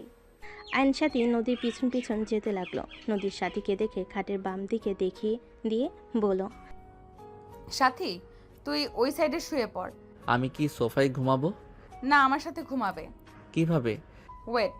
সাথী শুয়ে পড়লে নদী শুয়ে পড়লো, আর তারপর আয়নকে ইশারা করলে আয়ন শুয়ে পড়লো। সাথী নদীর উপরে হাত পা তুলে দিয়ে জড়িয়ে ধরলো। আয়ন সাথীর দিকে ভুরকুচকে তাকিয়ে বলে, এটা তো আমার বউ, তুমি কেন এভাবে ঘুমাও? তোমার বউ হওয়ার আগে থেকে আমার বোন হয়ে আছে, আর আমি আপুকে জড়িয়ে না ধরে ঘুমাতে পারি না। আমি ধরলে ছ্যাদ করে ওঠে। এ আয়ান চুপ করো, এইদিকে ঘুরে শুয়ে পড়ো। আর সাথী চুপ করে ঘুমাতো, আমাকে ঘুমাতে দে, সকালে আমার ডিউটি আছে। ওকে, আমি চুপ হয়ে গেলাম। আয়ন ঘুরে শুয়ে পড়লো। নদীর সাথীকে জড়িয়ে ধরে ঘুমিয়ে গেল। আয়নের ঘুম আসলো না। আয়ন আস্তে আস্তে নদীর সাথে চেপে শুয়ে পড়লো। নদী কোমরে আলতো করে হাত জড়িয়ে নিয়ে ঘুমিয়ে পড়লো। মাস 4 পর আয়নের লাস্ট পরীক্ষা। আয়ন পরীক্ষা দিয়ে বের হতেই দেখে নদী গাড়ি নিয়ে দাঁড়িয়ে আছে। আয়ন নদীর কাছে গিয়ে বলে, কখন এসেছেন? অনেকক্ষণ হয়েছে, চলো, আব্বু আম্মু সবাই এসেছে, লাঞ্চ করার জন্য রেস্তোরাঁয় যেতে হবে। আপনি তো আজকে ছুটি পেয়েছেন 2 মাস, তাই না? এই 1 মাস তোমাকে সময় দিব, ফ্যামিলিকে সময় দিব। সত্যি? সত্যি। এখন গাড়িতে উঠে বসো। আয়ন নদীর সাথে গাড়িতে উঠে বসলো। নদী আয়নের হাতে হাত রাখলে আয়ন অবাক হয়ে গেল। নদী মিষ্টি করে হেসে ড্রাইভিং করতে লাগলো আর বলতে লাগলো, এইভাবে তাকিয়ে আছো কেন? আপনি কি রেজাল্টের আগে ভালো স্ত্রী হয়ে যাবেন? হ্যাঁ, বাট রেজাল্ট খারাপ হইলে তোমার খবর আছে। একটু জড়িয়ে ধরি। ড্রাইভিং করছি তো, অ্যাক্সিডেন্ট হতে পারে। বাসায় গেলে ধরতে দিবেন তো? হ্যাঁ, দিব। আয়ন খুশি হয়ে নদীর সাথে কথা বলতে বলতে যেতে লাগলো। রেস্তোরাঁর সামনে গিয়ে গাড়ি থামিয়ে দুজন রেস্তোরাঁর ভিতরে চলে গেল। আয়ন সবার সাথে বসে আড্ডা দিতে লাগলো আর খাবার খেতে লাগলো। হঠাৎ করে হুট করে তুলে এসে আয়নের কলার ধরে টেনে ঠাস ঠাস করে থাপ্পড় মেরে বলে, তোকে বারবার বললাম আমি তোর বাচ্চার মা হতে যাচ্ছি, তোর আমার কথার কোনো মূল্য নাই নাকি? তোর সাথে কি আমি মজা করছি নাকি? আমি যে তোকে হসপিটালে যেতে বলেছিলাম, কেন গেলি না? তুলির কথা শুনে সবাই চমকে গেল। সবাই দাঁড়িয়ে গেল। আয়ন ধাক্কা দিয়ে সরিয়ে দিয়ে বলে, তুলি, মিথ্যা বলবে না। কি? আমি মিথ্যে বলছি? তাহলে এই সব রিপোর্ট কিসের? তুলি আয়নের মুখে কাগজ ছুঁড়ে মারল। তুলি কাগজটা হাতে নিয়ে চোখ উপরে উঠে গেল। নদী বলে ওঠে, এখানে সিন ক্রিয়েট করো না, এটা পাবলিক প্লেস, সবাই তাকিয়ে আছে কিন্তু। তুলি, তুমি এসব কি বলছো? তোমার কি মাথা খারাপ হয়ে গেছে? হ্যাঁ, আমার মাথা খারাপ হয়ে গেছে। মাথা কেন খারাপ হবে না? এতদিন মজা নিতে পারলো, আর সন্তানের কথা শুনে আমাকে ইগনোর করা শুরু করে দিলে। তুলি চুপ করো, সবাই দেখছে, আমরা বাসায় গিয়ে কথা বলি। তুলি কিছু বলবে তার আগে রূপার সাথী তুলিকে ধরে নিয়ে যেতে লাগলো। সবাই যেতে লাগলো। নদী বিল দিয়ে গাড়িতে উঠে পড়লো। আর নদীকে কিছু বলবে। নদী বলে, চুপ, এখানে আমি কিচ্ছু শুনতে চাই না। নদীর ধমকে সবাই চুপ করে থাকলো। বাসে গেলে আর নদীকে বলার চেষ্টা করলে নদী কিছু না শুনে বসার ঘরে চলে গেল। তুলিকে ছেড়ে দিয়ে বলো, এখন বলো কি হয়েছে। আপনি আমাকে এখানে কেন তুলে নিয়ে আসলেন? আয়ান, তুমি কি তোমার ফ্যামিলিকে দিয়ে আমাদের আবারও অপমান করতে চাচ্ছ নাকি? চুপ কর, খারাপ মেয়ে তুই। এখানে কেন এসেছিস আমি ভালো করে জানি। দেখ তুলি, তুই যা শুরু করছিস লিমিটের বাইরে চলে এসেছিস। আমি সবাইকে সব কিছু বলে দিব। ওই চুপ, এক এক করে কথা বলো। তুলি, তুমি বলো, আয়ানের এই বাচ্চা কিভাবে হয়? আপনি তো আইনের লোক, আপনি ব্যাপারটা বুঝবেন। আয়ান আমাকে ব্ল্যাকমেল করে আমার সাথে শারীরিক সম্পর্ক করত। আমি ওকে বাধা দিতে গেলে ও আমাকে ভালোবাসার দোহাই দেখিয়ে আমার সাথে শারীরিক সম্পর্ক করে গেছে। 3 দিন আগে জানতে পারি আমি মা হতে যাচ্ছি। আয়ান আমাকে 3 দিন ধরে ইগনোর করছে। আমি কতবার বলছি তোমার আব্বু আম্মুকে বোঝাও, আমাকে বিয়ে করে নাও। আয়ান সেটা শুনতে রাজি না। ওই আমাকে বারবার এক কথা বলে, আমাকে কেউ মেনে নিবে না। শয়তান মাইয়া, মিথ্যা কথা বলবি না। আমি তোর সাথে কোনোদিনও শারীরিক সম্পর্ক করি নাই। তুই আমার সাথে জোর করে করার চেষ্টা করে বাধ্য হয়েছস। তুই মিথ্যা বলিস না, তুই একদিন মরবি, একটু মরার ভয় কর। Ayan just shut up. Tuli, তোমার সাথে যে আয়ান এসব করেছে তার কোনো প্রমাণ আমাকে দেখাতে পারবে? আর তোমাদের রিলেশনের ব্যাপারে আর কে কে জানে? ওর ফ্রেন্ডরাও জানে, রাকিব সবুজকে জিজ্ঞেস করতে পারেন। ওদের কল দাও, কল দিয়ে এখানে আসতে বলো। নদী, বিশ্বাস করো, ওই সব মিথ্যা কথা বলছে।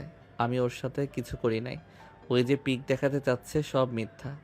ওরা আমাকে ফাঁসিয়ে দিয়েছে। তোমাকে চুপ থাকতে বলেছি আয়ান, আমার মুখের উপরে কথা বলো না। তুলি রাকিব সবুজকে কল দিয়ে আসতে বলে দিল।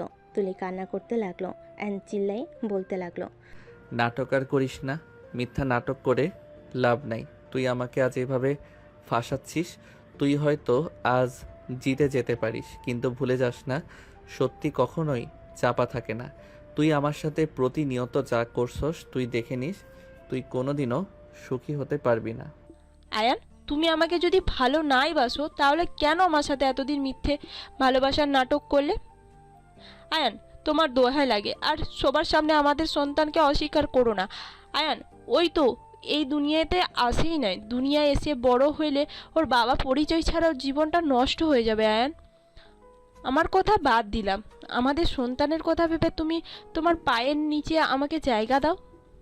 তুলি কান্না করতে করতে কথাগুলো বলে আয়নের পায়ের কাছে বলে আয়ন রেগে বলে ওঠে, কিসের সন্তান? তুই মিথ্যা রিপোর্ট বানিয়ে নিয়ে এসেছিস। তুই এত খারাপ যে ছোট বাচ্চার নাম করে সবার সামনে আমাকে খারাপ বানাতে চাচ্ছিস। আয়ান, তুমি ভালো করে জানো আমার পেটে তোমার সন্তান। আয়ান, আর অস্বীকার করো না। আঙ্কেল আন্টি, আপনারাও কি আয়নের মতন আমাকে তাড়িয়ে দেবেন? আঙ্কেল আন্টি, আপনারা তো সব সময় অন্যায়ের পথে থেকেছেন, আজ আপনাদের বংশের প্রদীপকে আপনার ছেলে অস্বীকার করছে। আপনারাও কি না করবেন? একজন সন্তান বাবার পরিচয় ছাড়া চলাটা কতটা কষ্টকর সেটা একমাত্র ওই সন্তান জানে যাদের বাবা তাদের সন্তানদের অস্বীকার করেছে। তুলির কথা শুনে আয়নের আপু নিজের রাগ কন্ট্রোল করতে না পেরে আয়নের কাছে এসে আয়নকে মারতে মারতে তোকে বিয়ে করিয়ে দেওয়ার পর তুই অন্য নারীর সাথে এইসব করতে লজ্জা করে না? তুই কোন হিসাবে তুলির সাথে এইসব করলি? তোর জন্য ওদের ফ্যামিলিকে ওই শহর থেকে বের করে দেওয়া হয়েছিল, আবার তার সাথে তুই এই জঘন্য কাজ কিভাবে করলি? আবার সন্তানকে অস্বীকার করস? আয়ন কান্না করতে করতে বলে, আব্বু, বিশ্বাস করেন ওই মিথ্যা কথা বলছে। ওর পেটে আমার কোনো সন্তান নাই। ওই যে রাকিব সবুজ চলে এসেছে। রাকিব, সবুজ, তোমরা প্রমাণ দেখাও। তোমাদের বন্ধু আমাকে সোজা সবার সামনে অস্বীকার করলো। তুলি কথাগুলো বলে কান্না করতে লাগলো। রাকিব বলে ওঠে, আয়ান, তুই কিভাবে পারিস বাচ্চাটাকে অস্বীকার করতে? পুত্তা, চুপ কর। তুই বড় শয়তান, তুই আমাকে প্ল্যান করে ফাঁসিয়েছিস। আয়ান, আমি তোর বেস্ট ফ্রেন্ড, তুই আমাকে এসব বলতে পারলি? না, আর চুপ থাকা যাবে না, সত্যিটা সবাইকে দেখানো উচিত। রাকিব ফোন বের করে সব ছবিগুলো দেখাতে লাগলো। সবার মাথায় যেন আকাশ ভেঙে পড়লো। নদীরা পড়ে গিয়ে আয়নের কলার চেপে ধরে বলে, আমার মেয়েকে বিয়ে করে তুই অন্য মেয়ের সাথে এই সব করতে লজ্জা লাগলো না? তোকে তো ছোট ভালো ছেলে ভেবেছিলাম, তুই এতটা নোংরা ভাবতেও পারছি না। তুই 3টা জীবন নষ্ট করলি। সি আয়ান, তুই এমন কাজ করতে পারোস? আমার বিশ্বাসই হচ্ছে না। আয়ন কাউকে কিছু না বলে সোজা কান্না করতে করতে নদীর সামনে গিয়ে বলতে লাগলো, নদী, আমার কথাটা তুমি বিশ্বাস করো, আমি এইসব কিছু করি নাই। আয়নের কথা শুনে নদীর মুখে হাসি রেখা টেনে বলে, সব দোষ আমার আয়ান, সব দোষ আমার। আমি তোমাকে সময় দেই নাই, আমার দোষ। আমি স্ত্রী হওয়ার সত্ত্বেও তোমাকে স্বামীর অধিকারটা দেই নাই। সব দোষ আমার, তোমার না। আমি যদি তোমাকে আজ তোমার অধিকারটা দিতাম তাহলে এমন কিছু হইতো না। নদী কথাগুলো বলে চোখের পানি ফেলতে লাগলো। আয়ন নদীকে বলতে লাগলো, নদী, আমি কিছু করি নাই। আমি তোমার জন্য পারফেক্ট না। আমি তোমাকে খুব তাড়াতাড়ি ডিভোর্স লেটার পাঠিয়ে দিব। তুমি তুলিকে বিয়ে করে নাও। বাচ্চাটা বাবা হারা কেন হবে? তোমাদের ভুলের শাস্তি ওই বাচ্চাটা কেন পাবে? রাফি, কাজে ডেকে নিয়ে আসো, আমি নিজে ওদের বিয়ে দিতে চাই। না, আমি এ বিয়ে করব না। নদী, আমি তোমাকে ভালোবাসি, অন্য কাউকে আমি বিয়ে করতে পারবো না। নদী, আমার পুরো কথাটা একবার শোনো। নদী, আমি সত্যি বলছি, আমার সন্তান ওর পেটে নাই, থাকবে কিভাবে? আমি ওর সাথে শারীরিক সম্পর্ক কখনোই করি নাই। এই আমাকে অনেকবার জোর করেছে, আমি ছলনা দিয়ে চলে এসেছি। নদী, দয়া করে আমার পুরো কথাটা শোনো। আয়ন নদীর পা ধরতে যাবে, নদী লাথি দিয়ে সরিয়ে দিয়ে দৌড়ে রুমে চলে গেল। নদী উপর হয়ে কান্না করতে লাগলো। আয়ন দরজা থাপড়াতে থাপড়াতে বলল, নদী, আমার কথা শোনো নদী। ওরা আমাকে প্ল্যান করে ফাঁসিয়ে ওই ছবিগুলো তুলেছিল। নদী, আমার কথা একবার বিশ্বাস করো। ওরা যা বলছে সব মিথ্যা কথা। নদী, আমি তোমাকে ভালোবাসি, আমি অন্য কাউকে ভালোবাসতে পারবো না। নদী, তুমি তো পুলিশ। নদী, একবার ভেবে দেখো, আমি যদি ওর সাথে শারীরিক সম্পর্ক করে থাকি তাহলে সেগুলোর ছবি কোথা থেকে আসলো? আর সেইগুলো রাকিবের কাছেই বা কী করে? একটা মেয়ে যদি এত নিজের ইজ্জতের নিয়ে মাথা ব্যথা হয়, সেই মেয়ে কিভাবে অন্য পুরুষের ফোনে সেই ছবিগুলো রেখে দেয়, যে ছবিতে নিজের শরীর দেখা যাচ্ছে? আয়ান, তুমি এভাবে ওনাকে ব্রেন ওয়াশ করতে পারবে না। উনি বড়, উনি কখনোই ভুল অন্যায় প্রশ্রয় দেবে না। আয়ান, তুমি আমাকে ভালোবাসানো তাই বলে এভাবে আমার নামে বদনাম করো না। চুপ করবি তুই? তোর কথা শুনলে মাথায় আগুন ধরে যায়। খারাপ মহিলা তুই একটা।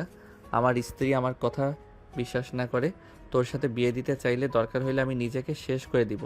তারপরও তোর মতো মহিলাকে আমি বিয়ে করব না, যে মহিলা বিবাহিত পুরুষ জেনেও তাকে ব্ল্যাকমেইল করে নোংরামি করতে পারে। সেই মহিলা কত ভালো মানুষ জানা আছে। তুই কখনোই কারো ভালো মা বা বউ হতে পারবি না। খারাপ মহিলা, তোর দুইটা হাতে পায়ে ধরি, তুই তোর প্রতিশোধ কম তো নিলি না। এবার আমাকে দয়া করে মুক্তি দে বোন, তুই আর এই নোংরা খেলা খেলিস না। তুলি কিছু বলতে যাবে, হঠাৎ করেই নদী রুম থেকে বের হয়ে রাকিবের দিকে আসতে দেখে রাকিব কিছুটা ভয় পেয়ে গেল। আয়ন নদীর দিকে এগিয়ে কিছু বলবে, তখনই নদীর ছবিটা হাতে নিয়ে ভালো করে দেখতে লাগলো। নদীর ছবিগুলো দেখে বলে, আয়ান তো এখানে চোখ বন্ধ করে আছে, আর আয়ান তো প্রথমে ঠোঁটের দিকে এগিয়ে যায়। ওই তো নিচে থাকার কথা না? এখানে তো হুট করে ছবিটা তোলা হয়েছে, আমাকে আয়ান জোর করছিল। আচ্ছা, জোর করলে এই পিকগুলো কে তুললো? আমি জানতাম আয়ান এমন কাজ করবে, তাই আমি ক্যামেরা রেডি করে রেখেছিলাম। ক্যামেরা রাখলে এখানে তো ভিডিও হওয়ার কথা, আর ছবি তুলতে গেলে তো ডিম লাইটের আলোতে তেমন দেখা যাওয়ার কথা না। ক্যামেরাতে আলো জ্বলছিল। আয়ান যদি তোমার সাথে জোর করে ছবি ওঠার সময় আলো হইল, আয়ান তোমার ক্যামেরা ভেঙে না ফেলে আস্ত রাখলো কিভাবে? নদীর কথা শুনে তুলি থতমত খেয়ে গেল। রাকিব বলে ওঠে, আয়ান তখন নাকি একদম মাতাল হয়ে গেছিল, তাই হয়তো নেশায় বুঝতে পারে নাই। ও, এটা হতে পারে। নদী, ওরা সেদিন আমাকে জোর করে ড্রিঙ্কস করিয়ে দিয়েছিল। আমার যতটুকু মনে আছে, আমি ড্রিঙ্কসগুলো করার পর আমার অনেক ঘুম পাচ্ছিল। পাশের রুমে গিয়ে শুয়ে পড়ছি। সকালে উঠে দেখি তুলি কান্না করছে। নিজের দিকে তাকিয়ে দেখি আমার শরীরে কিছু নাই। আয়ন এক এক করে সব কিছু খুলে বলতে লাগলো। তুলি রাকিব বলতে লাগলো, সব মিথ্যে কথা ম্যাম, আয়ান মিথ্যে বলছে। সব বুঝলাম, ওই মিথ্যা বলেছে। ওইখানে যে রাকিব সবুজ ছিল, এইটা তো বললে না? ওই তো ছবির আয়নাতে রাকিবকে দেখা যাচ্ছে। রাকিব ছবিগুলো তুলছে, এখানে মিথ্যা কেন বললে? নদীর কথা শুনে তুলি কাছে এসে বলল, কই দেখি। তুলিকে ছবিটা দেখাতেই নদী ফোনের দিকে তাকিয়ে দেখে তুলের চুলের মুঠো ধরে 7 পাক দিতে লাগলো। রাকিব ভয়ে বলে ওঠে, আমি আসছি, তোদের সমস্যা তোরা বুঝে নে। রাকিব চলে যেতে নিবে, তখনই রাফিকে ইশার কোলে রাকিব সবুজকে ধরলো। তুলি নদীর হাত ধরে বলতে লাগলো, ম্যাম, আপনি কিন্তু অন্যায় করছেন। আমার পেটে বাচ্চা আছে, এভাবে আমাকে ঘোরাবেন না, আমার লাগছে, চুল ছেড়ে দিন। তুলির কথা শুনে নদী তুলির পেটে হাঁটু দিয়ে গুতা মেরে দিয়ে চুল ধরে মুখে থাপ্পড় মেরে বলল, আমি ওর স্ত্রী হওয়া সত্ত্বে ওই আমাকে টাচ করার সাহস পায় না, আর সেখানে তুই পরনারী, তোকে ওই জোর করবে, তাই না? ফাজলামি করস? আমাকে টাচ করা কত সহজ, ঘুমের ভেতরে কখনো সুযোগ নিল না।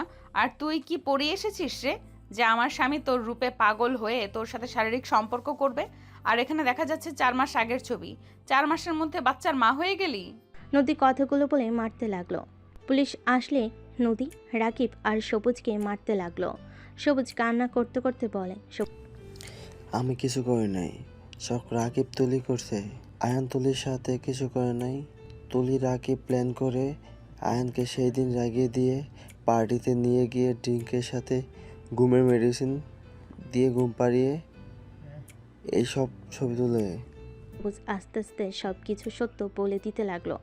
সব শুনে নদী রেগে সাথীর মাথায় পিন নিয়ে তুলির ঠোঁটের একের পর এক আঘাত করতে লাগলো আর বলতে লাগলো, আমার স্বামীর ঠোঁট খাওয়ার খুব ইচ্ছা, তাই না? নে, কেমন লাগে? তুলি ব্যথায় চিৎকার দিতে লাগলো। নদী তুলির হাত ভেঙে দিয়ে বলে, আমার স্বামীকে এই হাত দিয়ে জোর করে ধরেছিলি, তাই না? নদী আরও মারতে যাবে, পুলিশের সদস্যরা জোর করে 3 জন ওকে নিয়ে চলে গেল। আপু, তুই তো প্রথমে আয়ানকে ভুল বুঝলি, লাস্টে কি মনে করে ওকে বিশ্বাস করলি? আমি রুমে আমার লোকদের ইনফর্ম করে দিই, কখন কি করছে সব ফুটেজ থানায় চলে গেছে। স্যালুট ম্যাম, আপনি আসলে বুদ্ধিমান। নদী আয়নের দিকে তাকিয়ে সজোরে থাপ্পড় মারতে যাবে, সাথে সাথেই আয়ন নদীকে জড়িয়ে ধরে কান্না করতে লাগলো। নদী রেগে ধাক্কা মেরে দিল। নদী আয়নকে কিছু বলতে যাবে, নদীর আব্বু বলতে লাগলো, নদী ছেলেটাকে বকাঝকা করিস না, অনেক ভয় পেয়ে গেছে। আর ওই মেয়েটা আসলে তো ফালতু, এমনভাবে সাজিয়ে গুছিয়ে এসেছে যে ওর কথা বিশ্বাস করতে সবাই বাধ্য হবে। আই এম সরি, আমি তোমাকে না বুঝে অনেক কিছু বলে ফেলেছি। না আঙ্কেল, আমি আপনার উপরে রাগ করি নাই, এইটা যে কেউ বিশ্বাস করবে। নদী, আই এম সরি, প্লিজ আমাকে ক্ষমা করে দাও। চুপ, একদম চুপ। 4 মাস ওই তোকে ব্ল্যাকমেল করে গেছে, তুই আমাকে কিছু বলস নাই কেন? তোর কি মনে হয় আমি তোর কথা বিশ্বাস করতাম না? তুই আমার সাথে 1.5 বছর ধরে আসিস, আমি কি জানি না আমার হাজবেন্ড কেমন? তুই নিজেকে কি মনে করস? হ্যাঁ, আমি যদি ওর কথা বিশ্বাস করে তোকে ডিভোর্স দিতাম ভালো হইতো, তাই না? আমি অনেক ভয় পেয়ে গেছিলাম। আপনি তো অনেক রাগী, আপনি আমার কথা বিশ্বাস করতেন না। ওরা এমনভাবে প্ল্যান করে, আমি নিজেই তো ধোঁকা খেয়েছি। ওরা আপনাকে এমনভাবে বোঝাতো আপনি বিশ্বাস করতে বাধ্য হইতেন। আমি আপনাকে হারানোর ভয় পেতাম, তাই আমি ওদের কথা শুনতে বাধ্য হয়েছি। যদি বুঝতাম আপনি আমাকে ভুল বুঝবেন না, তাহলে এতদিনে ওদের মেরে মাটিতে পিষে দিতাম। আয়নের কথা শুনে সবাই ভুরু কুঁচকে তাকালে। নদী বলে ওঠে, কি মাটিতে পিষে ফেলতে? হ, বাপ্পা, আয়ান স্যার কথাগুলো বলছেন নাকি? গুছিয়ে কথা বলতে পারেন না, সে আবার অন্য কাউকে পিষে ফেলবে। ওই বুদ্ধি সত্যি, কথা বলতেও এলোমেলোভাবে কথা কেন বলে? গুছিয়ে কথা না বললে প্রতিনিয়ত তুমি তো সবার সামনে অপরাধী হবে। আগে গুছিয়ে কথা বলতে শেখো। আপু অপমান করবে না? ওকে, অনুমতি নিয়ে করি। দুলাভাই, আপনাকে কি একটু অপমান করা যাবে? যদি অনুমতি দিতেন। সাথীর কথা শুনে সবাই ফিক করে হেসে দিল। আয়নও হেসে দিয়ে বলে, আপু, আবার আপু বলল কেন? আমি তো অনুমতি চাচ্ছি। টাকলুর বউ, চুপ করবা? টাকলুর বউ মানে? কানের নিচে কয়েকটা দিয়ে দিব। আমার হাজবেন্ড হিরোর মতো হবে, বুঝতে পারছো? নট টাকলু। আঙ্কেল, আপুর বর যেন টাকলু বেটে, চোখ টেরা, এক পা খাটো, এমন দেখে বিয়ে দিন, অনেক সুন্দর মানাবে। আয়নের কথা শুনে সবাই হেসে দিল। সাথী রেগে আয়নকে মারতে যাবে, আয়ন দৌড়ে গিয়ে রুমের দরজা লাগিয়ে দিল। আয়নের আম্মু বলে ওঠে, ধন্যবাদ বৌমা, আমার ছেলেকে এভাবে বাঁচিয়ে নেওয়ার জন্য। আমরা মা বাবা হয়ে ওকে অবিশ্বাস করলাম। আমার ছেলে পাশে সব সময় থেকো। ওই ছোট ঠিক মতো গুছিয়ে কথা বলতে পারে না। ওর বয়সে ওরা কত সুন্দর নাটক করে গেল। আন্টি, আমি জানি আয়ান কেমন, আর ওই আমার হাজবেন্ড। ওর বিপদে আমি না থাকলে কে থাকবে? এখানে আপনার ছেলের উপরে রাগ হয়েছিল, ওই রাকিব একবার ওকে মেরেছিল, সেখান থেকে ওকে দূরে থাকতে বলছি রাকিবের থেকে, কিন্তু ওই আমার কথা শুনে নাই। সেই রাকিবের সাথেই মিশছে, আর আমাকে না জানিয়ে পার্টিতে যাওয়া। আমি ওকে বের করব। এখন শুরু হয়ে গেছে আমার থেকে সবকিছু লুকানোর। ভবিষ্যতে যে কি করবে আল্লাহ ভালো জানে। এখন একটাই উপায়, নিজের আঁচলে বেঁধে ফেলো। এছাড়া ভালো কোনো উপায় নেই। তোকে বিয়ে দেওয়া উচিত। আব্বু আম্মু ওকে বিয়ে দিয়ে দাও। ওই মেয়েকে তো দেখলে কি অবস্থা। আমার রূপাকে ভেবে ওকে রেখার কোনো দরকার নেই। বিয়ে দিয়ে ঘর জামাই রেখো ওর জামাইকে। হ্যাঁ, তাই করব। আর রিস্ক নিতে পারবো না, ওই মেয়েটাকে দেখে ভয় চলে আসছে আমার। সবাই মিলে কথা বলতে লাগলো। আয়ন গোসল করে দরজা খুলে খাটে বসে থেকে ফোন হাতে নিল। নদীর সাথী ভিতরে ঢুকে বলল, ওই আবার ফোনে কার সাথে কথা বলো? ওদের ব্লক করে দিচ্ছি। রেডি হয়ে নাও, বাসায় চলে যেতে হবে। আপুর তো ছুটি, তোমারও। বাসায় যাবে? হ্যাঁ, রেডি হও। আমি শুধু শার্ট প্যান্ট চেঞ্জ করবো, আপনারা রেডি হয়ে নেন। সাথী নদী রেডি হতে লাগলো। আয়ন ফোন থেকে সব ছবি ডিলিট করতে লাগলো। রাকিব সবুজের সাথে সব ছবি। নদীর সাথে রেডি হয়ে গেলে আয়নকে বলল, আয়ান আমরা রেডি, তুমি তাড়াতাড়ি হয়ে নাও। আমি লাগেজ নিয়ে যাচ্ছি, তোমরা আসো। সাথে চলে যেতেই আয়ন নদীকে দেখে হাঁ হয়ে গেল। নদীর কাছে এসে সোজা ঠোঁটটা নিজের দখলে নিয়ে নিল। শাড়ির আঁচলের ভেতর দিয়ে আয়ন নদীর পেটে হাত দিয়ে নিজের সাথে জড়িয়ে নিলে নদীর চোখ বন্ধ করে ফেল। হুট করে রূপা ভিতরে ঢুকে পিছনে ঘুরে বলে, বাসায় যাওয়ার সময় কেউ রোমান্স করে নাকি?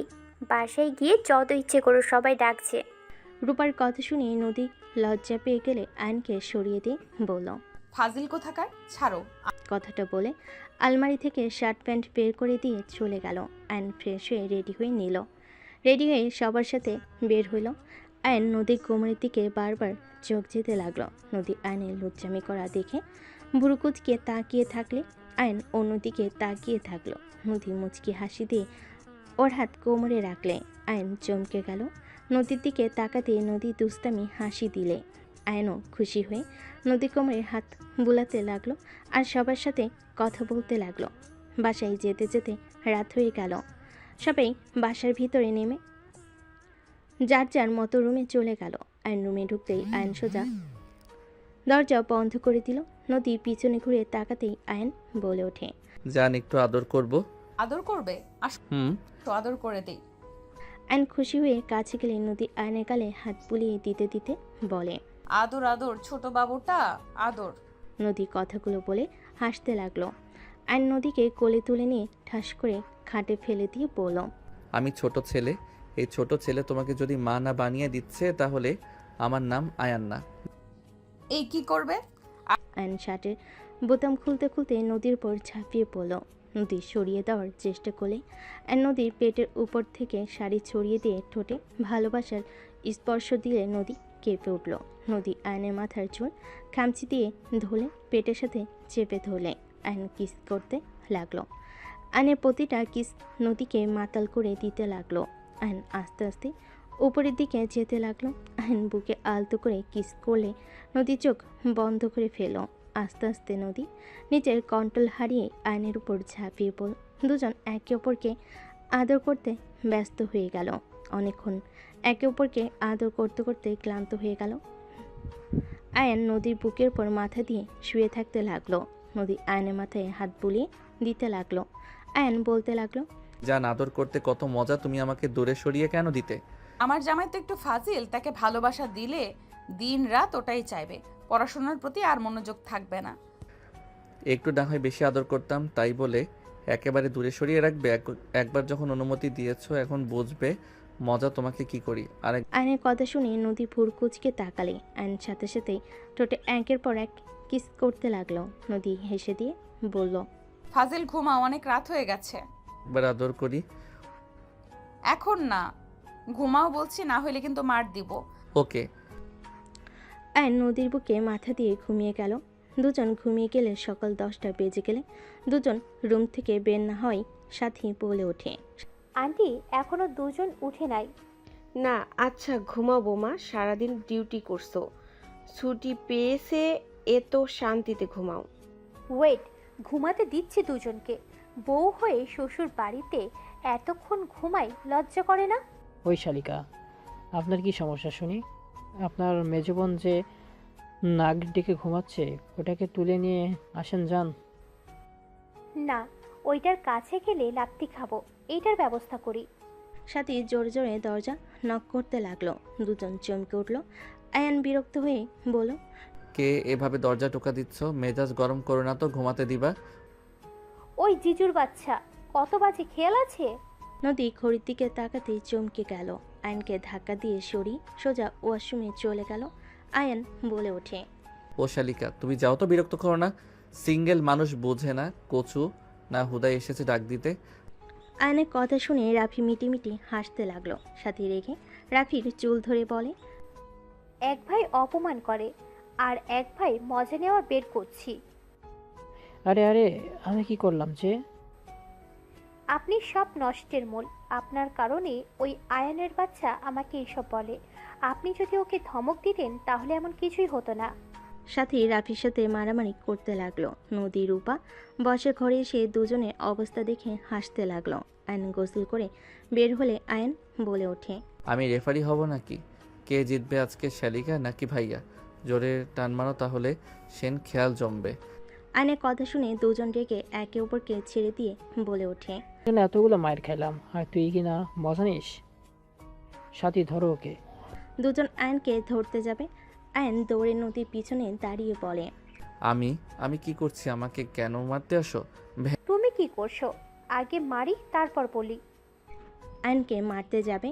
আয়ন নদীকে সাথীর দিকে ধাক্কা দিলে আর রূপার হাত ধরে রাফির দিকে ছুড়ে দিয়ে আয়ন দৌড়ে দরজার কাছে গিয়ে মুখ ভেঙচি দিয়ে বলে, আয়ন মুখ ভেঙচি দিয়ে দৌড়ে পালিয়ে গেল।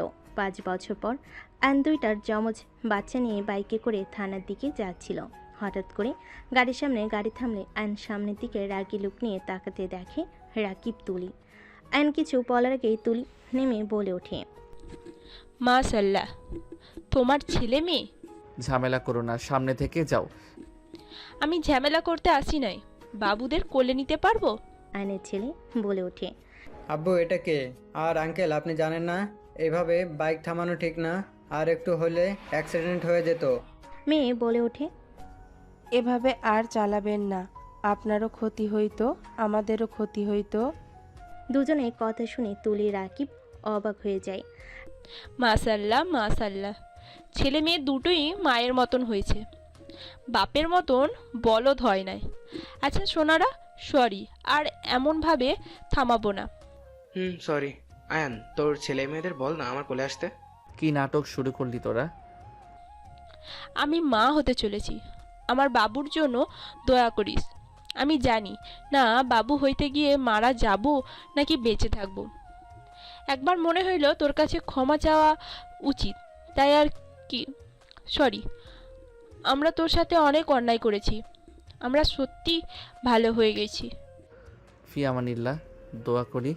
শুনে ভালো লাগলো। দুইজন সুখে থাক আর বাবু সুস্থ থাক। আমাকে ক্ষমা করে দিস।